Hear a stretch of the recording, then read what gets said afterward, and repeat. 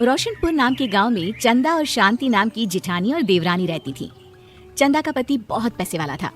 उनके पास किसी भी चीज की कोई कमी नहीं थी और उसके विपरीत शांति का पति बहुत ही गरीब और नशेड़ी था। शांति चंदा के घर में काम करके अपना घर चलाती थी। भाभी, घर पर खाने के लिए कुछ भी नहीं है। अगर आप थोड़ा खाना दे पाए तो बहुत मेहरबानी होगी। मुझे जो भी पैसे मिलते हैं वो तो आपके देवर नशे में उड़ा देते हैं। ये तुम लोगों का ना रोज रोज का ड्रामा हो गया है। अब देवर जी कमाते नहीं है तो मैं क्या करूं? तुम्हारा पति तो तुम्हारी सारी कमाई दारू में उड़ा देता है। रहने दो भूखा उसे। अरे ऐसे मत बोलिए भाभी, आप तो जानती ही हैं कि वो मन के कितने साफ हैं, पर इस बेरोजगारी के कारण उन्हें दारू पीने की लत लग गई है। अरे अपना ये रोना गाना बाद में कर लेना, पहले काम निपटा ले घर का। मेरा और टाइम खराब ना कर। जा गेहूं पीस ले, फिर तुझे कपड़े भी धोने हैं। शांति रसोई घर में जाकर गेहूं पीसने लगती है। पीसते पीसते कुछ गेहूं वहाँ कपड़ों में गिर जाते हैं, जिसे देखकर उसके दिमाग में एक आइडिया आता है। क्यों ना ऐसे ही थोड़े गेहूं मैं अपने पल्लू में बांधकर घर ले जाऊं, फिर एक बर्तन में जमा कर लूंगी और उसे पीसकर रोटी बना लूंगी। कुछ दिन तो ऐसे ही चलता रहा, मगर फिर एक दिन चंदा ने शांति को ऐसा करते हुए देख लिया। अरे पहले तो मुझे लगा तुम लोग बस गरीब हो, पर तुम लोग तो चोर भी हो। चोरनी कहीं की। मुझे तो लगता था तू गेहूं पिसती है, पर तू तो अपने पल्लू में गेहूं छुपा कर ले जाती है। निकल मेरे घर से। मुझे माफ कर दो भाभी, हमारे पास खाने के लिए एक दाना तक नहीं था, इसलिए मुझे ये सब करना पड़ा। अरे तुम लोग मेरे रिश्तेदार हो, इसीलिए दया कर तुझे मैंने अपने घर पे काम पर रख लिया, पर तू और तेरा पति हमारे खानदान का नाम मिट्टी में मिलाने पर उतारू हो चुके हैं। आपको मुझे जितनी गालियाँ देनी है दीजिए, मारना है तो मार भी लीजिए भाभी, पर मुझे काम से मत निकालिए। परिवार की बात है, वरना कोई और ऐसा काम करता ना तो धक्के मार कर कब से घर का बाहर निकाल दिया होता।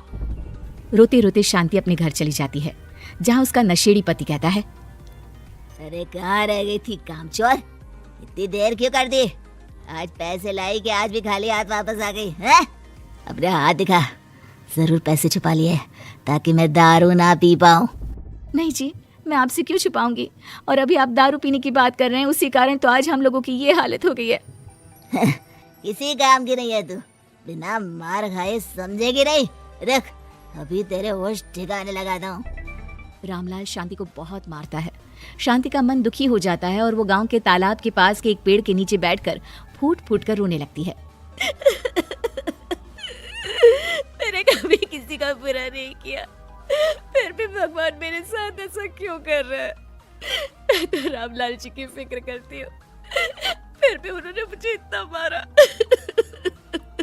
तभी उसे एक आवाज सुनाई देती है, रोने की कोई जरूरत नहीं है बेटी, चिंता क्यों करती हो? ये आवाज कहाँ से आ रही है? शांति अपने आसपास देखती है, उसे कोई नहीं दिखता। वो ऊपर देखती है, जहाँ उसे एक छोटी सी परी दिखती है। आप कौन है? आप तो कोई परी लगती है। हाँ बेटी, मैं इसी पेड़ पर रहती हूँ। मैंने तुम्हारी सारी बात सुनी, अब तुम्हें फिक्र करने की कोई जरूरत नहीं। अपनी आंखें बंद करो। शांति आंखें बंद करती है और जादुई परी अपनी छड़ी घुमाती है। उसकी छड़ी घुमाते ही पेड़ के सारे पत्ते सुनहरे रंग के हो जाते हैं। परी उनमें से एक पत्ता तोड़ लेती है और फिर से अपनी छड़ी घुमाती है, जिसके कारण सारे पत्ते पहले की तरह साधारण से दिखने लगते हैं।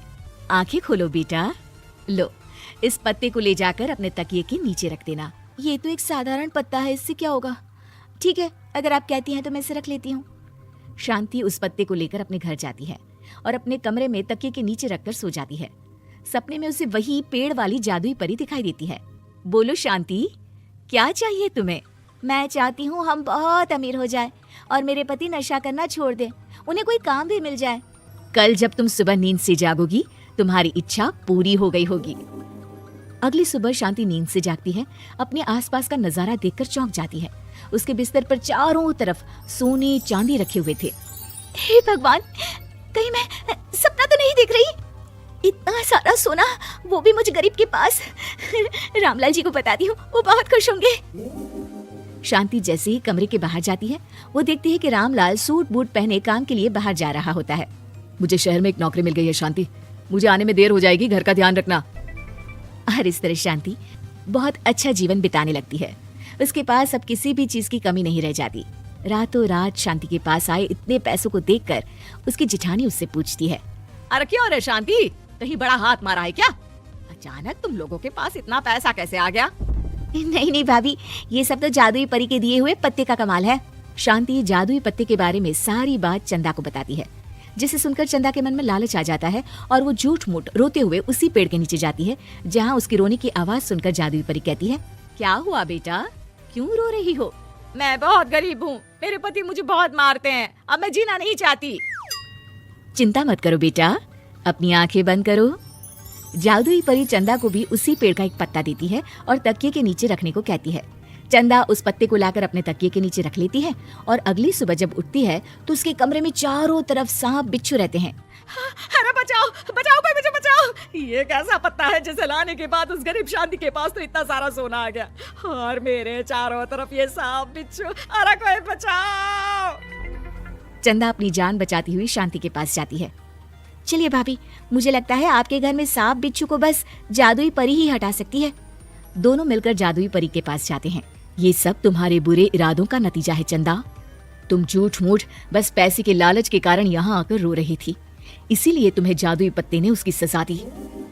अरे मुझे माफ कर दीजिए जादुई परी, मेरे मन में लालच आ गया था। अरे शांति, तुम भी मुझे माफ कर दो, मैंने तुम्हारे साथ बहुत गलत किया है, फिर भी तुम मेरी मदद के लिए आई। चंदा को अपनी गलती का एहसास हो जाता है, इसलिए जादुई परी उसके घर से सारे सांप बिच्छू को गायब कर देती है। चंदा और शांति आपस में मिलजुल कर रहने लगती हैं।